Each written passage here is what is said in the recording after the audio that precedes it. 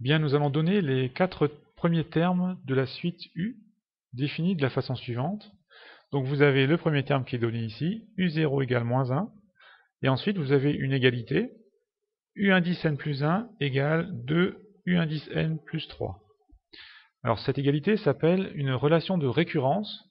Pourquoi? Parce qu'en fait, on connaît un terme, U indice n plus 1, en fonction du terme précédent, U indice n.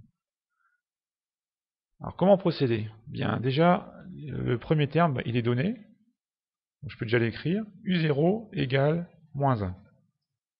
Voilà, celui-ci, c'était bien le plus facile à trouver, puisqu'il est donné dans l'énoncé. Ensuite, nous devons déterminer U1, U indice 1. Alors, c'est là où on va utiliser la formule de récurrence. On va utiliser cette formule en posant petit n égale 0. Voilà. Qu'est-ce qu'on obtient pour n égale 0? Ben, vous voyez à gauche, U indice n plus 1, donc avec n égale 0. Si je remplace, bêtement, voilà, j'écris tout.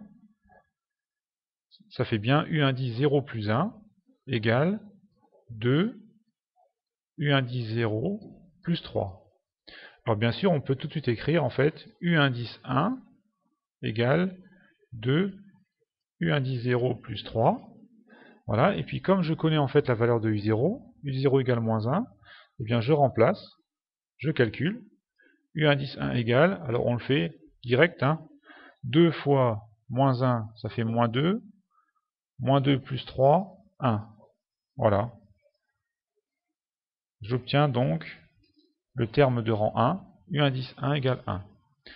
Comment trouver U2? Eh bien je continue, vous voyez, on pose dans la formule petit n égale 1.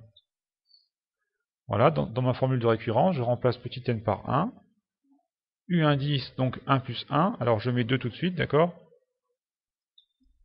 U2 égale 2 fois U1 plus 3. Je calcule. U2 égale, donc 2 fois U1. U1, nous l'avons trouvé précédemment. U1 égale 1. Donc 2 fois 1, 2 plus 3, 5. Et voilà, j'obtiens le terme U2. U2 égale 5. Il nous manque donc plus qu'un seul terme, U3. Je le fais ici. Donc on pose petit n égale 2 dans la formule de récurrence. Vous voyez, toujours la même chose. Donc U3 égale 2 fois, donc U2 plus 3. Voilà. Je calcule. Donc U2 vaut 5. Donc 2 fois 5, 10, plus 3, 13. Voilà. J'obtiens donc le quatrième terme. Pour n égale 3, il s'agit bien du quatrième terme. U3 égale 13. Voilà, vous voyez comment fonctionne la formule de récurrence. On obtient à chaque fois un terme grâce au terme précédent.